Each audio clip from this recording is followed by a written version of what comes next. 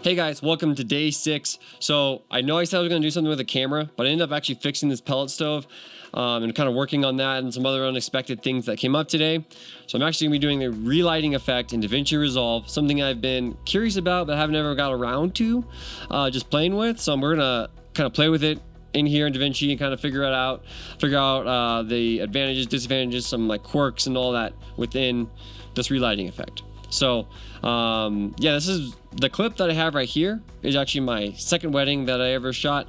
I of course left the ND filter on the front of my camera, the camera being the A7 III, not the S3, the 3. But it was amazing how well it handled low light. I mean, I think I'm at like 50,000 ISO or like maybe even 100,000.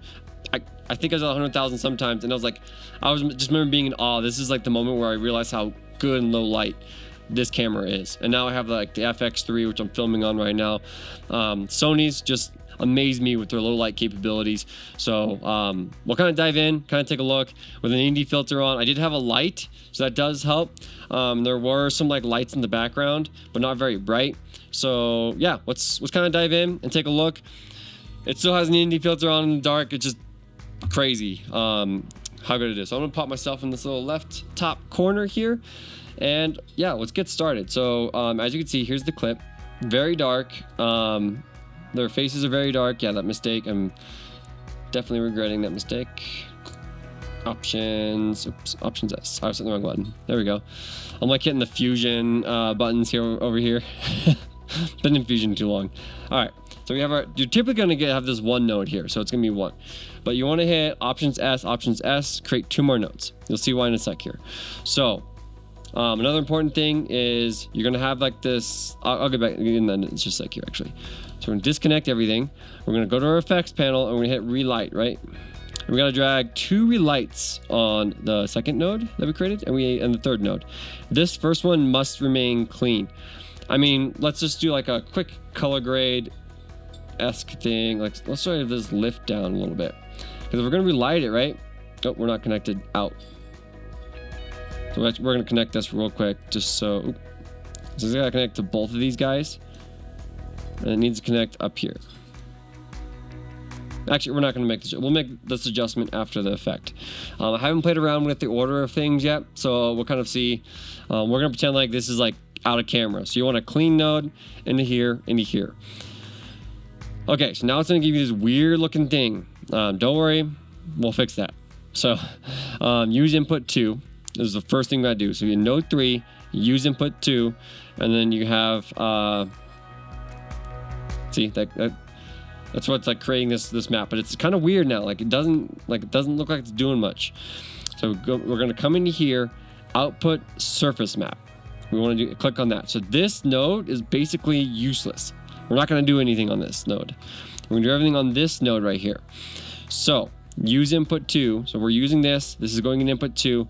And then this is going into the original input. So we have this into here, this into here. It's basically creating a map, like kind of like a depth map, which is another AI feature I'll probably check out at a later date.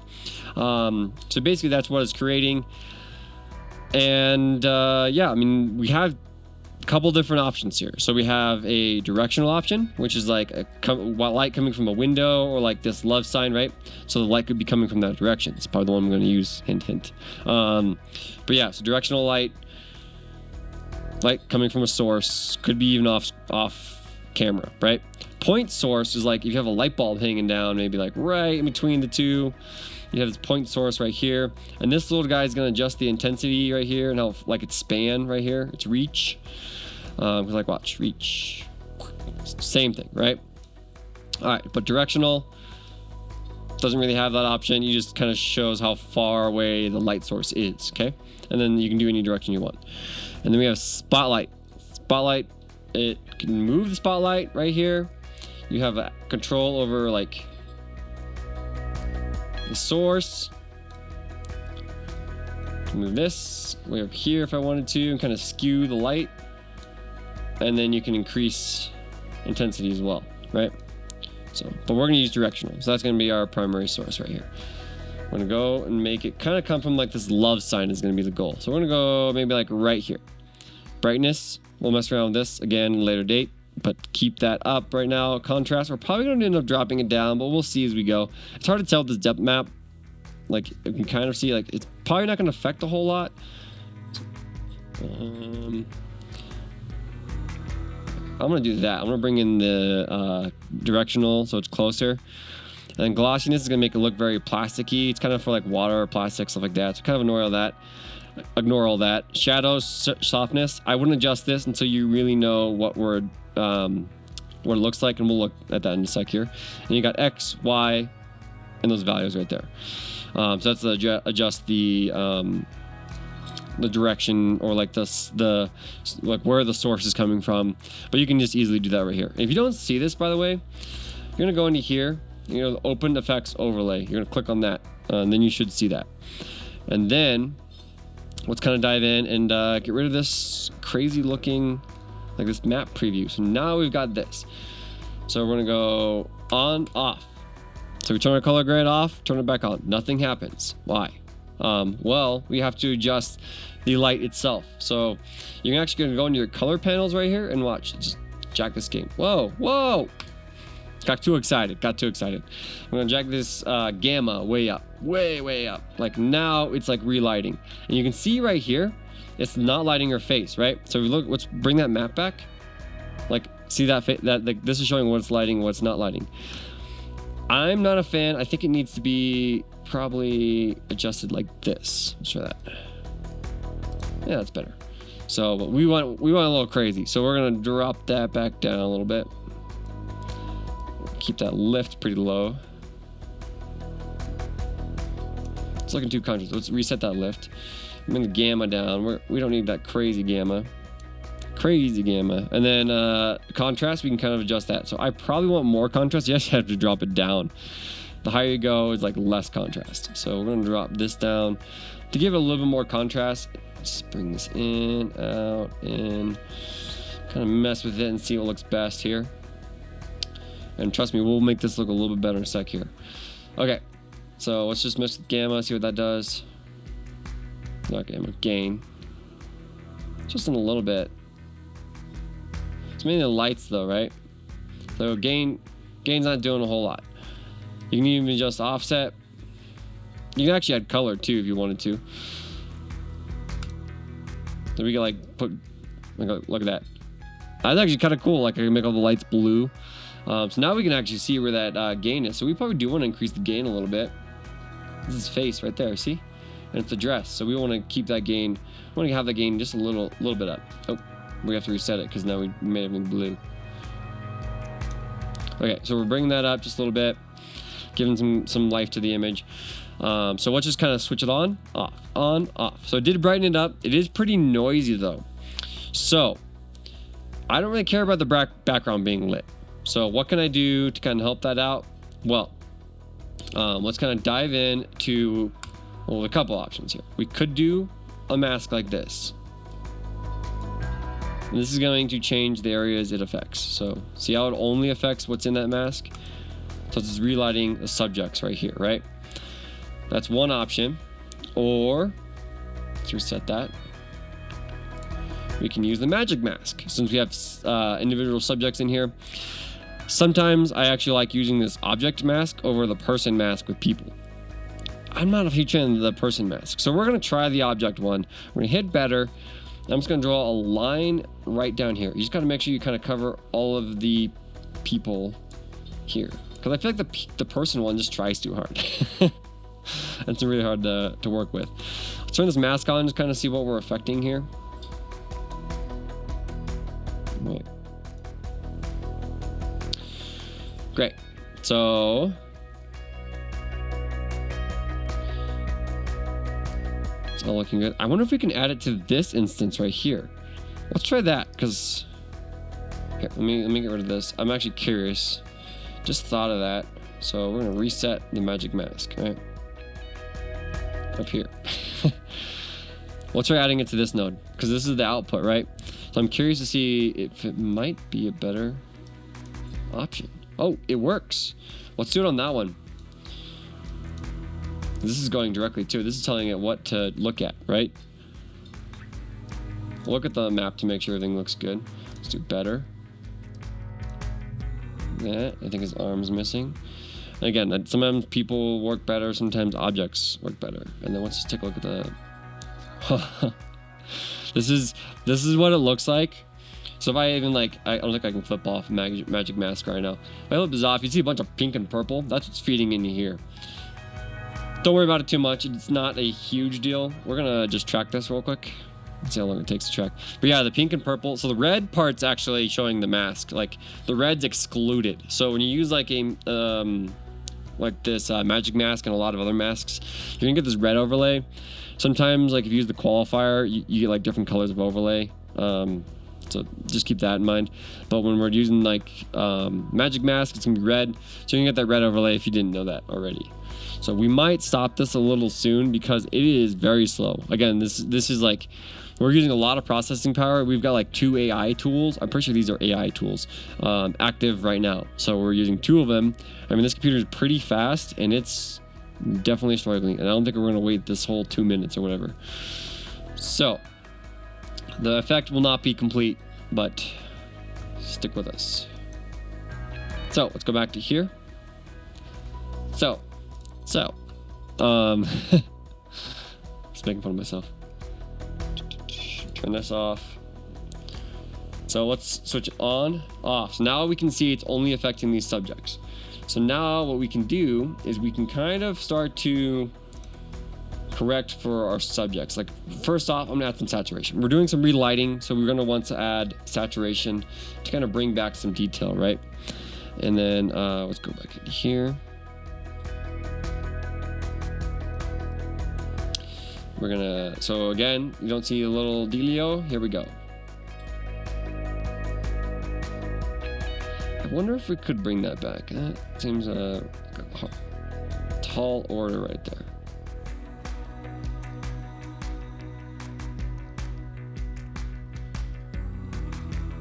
See that?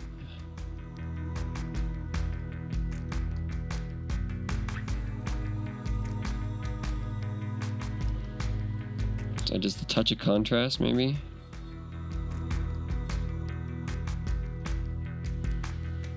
This is the softness of the shadows. Actually, I'm gonna get rid of softness in the shadows.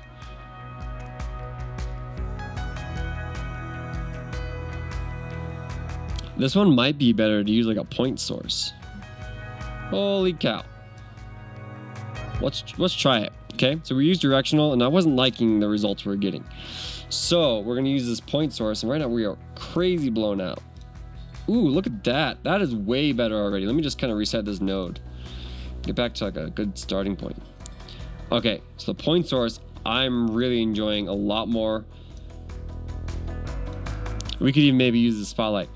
The directional light was working all right, but I feel like with the repairing the image, it didn't work out great. So we're gonna try this point source and go from there. So we need to one, increase saturation just a little bit, but not too much so we look fake. Contrast we're gonna increase as well. Like that image is starting to look better already. So we got before, after. Look at that. That is definitely better. Let's get rid of this. Turn this off here. So we turned off that overlay so I can see better. We could even probably do a denoise on this. Denoise. We haven't even raised the exposure yet. We're actually gonna raise more gain. I'm gonna drop this gamma down a little bit. Drop the shadows down. Just kind of keep some like detail looking right there. Look at that. We're already looking tremendously better. We're gonna drop that saturation down. I think I overdid it a little bit. Go. Now we're kind of drawing a lot of attention to this. Like, look at that difference. It's amazing. Let's try the denoise now, right? So now we're adding another pretty big effect on this. I always do better. I always adjust this temporal threshold first, so I get to a point where I'm like, that looks pretty good, and then I adjust this. I don't like going too high though on this one, or not the spatial threshold. That's pretty high, honestly. But again, we had an ND filter on, right? We're gonna have to add some sharpness. Ooh, this thing is slow. It's taking some time. No, I'm not seeing the effect take place. See how delayed that was? I brought that, going up on the radius gives you like less sharpness. Look how long this takes. And I feel like I over denoised it because I was waiting on it to respond. And we have a good amount of motion, so I'm gonna raise the motion up. Okay. It might take some time. Again, the processing power with this, I mean, it takes a lot, right? So any effect you do, I mean, like the more effects you add on, the more the processing power will take. So, or more processing power will take it. You're limited. Like some of the best computers probably would still struggle if you just kept stacking effects after effects after effects in the software. It's a powerful software, but when you overdo it, yeah, that's when you can run some issues. So it's like flip this on, off, or oh my gosh, just having trouble doing this now. Off, on. Wow. Okay. So keep in mind when you're using the relight effect, how much processing power this is going to take. So be prepared for that. It's going to take you a while to edit. But again, it's best to get it in camera than to have to fix it. But if you have to fix it, this is what you do. All right. So we got our subjects here. They are lit a lot better. I actually think I went a little too crazy. Take that gain down just a touch. Maybe increase the contrast. Let's increase the contrast over here too. There we go. Soften those shadows now, but increase contrast more. I don't know if it's even gonna play back. I think I hit play already. Yep. I'll export this. You guys will see it at the end of the video. Okay. So, very noisy. I mean, again, my mistake. I shot with that ND filter on. Rookie mistake. Literally a rookie mistake because it was my second wedding ever. This is when I started videography. So we're just gonna raise it up just a little bit. I might be able to get rid of some of that noise. I'll mess around with a little bit and we'll see if I can fix that for the end. But yeah, that's the relighting effect. Pretty much the best quick rundown I can do. So probably helps if I make myself bigger. But yeah, that's the relighting effect. You guys kind of see the results. You can add some color. Like I see a lot of tungsten in this image. I probably would have added a little bit of tungsten in it. We'll go in and try to do it real quick, right? Real quick. Okay. So now we're in here. And the gamma, I'll probably just add just a little bit of orange. Just give it a little bit more realistic vibe to it. Like there's like there. Whoa. Like that a lot.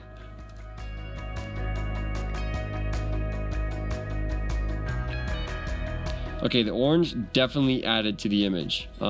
Gave him maybe just because that makes her skin tones look more real, but I like this gold kind of orangeness to her hair right there too. So wow, that's kind of cool. I like that effect, how I can do that kind of stuff. Like look, it looks like it's coming from behind her. We turn that color effect off. Not really. I mean, you can kind of see it right there, but it really exaggerates that. That looks great. Glad I played with that a little bit. So, oh, I didn't even show you guys. Oh no. Rookie mistakes. It's only day 6, guys. Okay, so basically what I did was I took the gamma right here, and moved it up, and we had before, after, and see, there's not a whole lot of orange right there right now. Let's reset this real quick. Add it back in. It's processing. There we go. So it really like exaggerated that already orange in the back of her hair right there, and then really brought the skin tones back to life. So that might be a good thing to do. Like add in the gamma right here where the skin tones typically sit. Add some orange, maybe even in the gain if you need to. But yeah, that's your lighting effect. I'm gonna kind of fix that. Maybe try to get that denoising a little bit better and see what I can do. Make it look as realistic as I can. But yeah, I gotta start cutting more. Thanks for tuning in, and yeah, that was day 6. So hope you guys enjoyed, and yeah, see you guys day 7.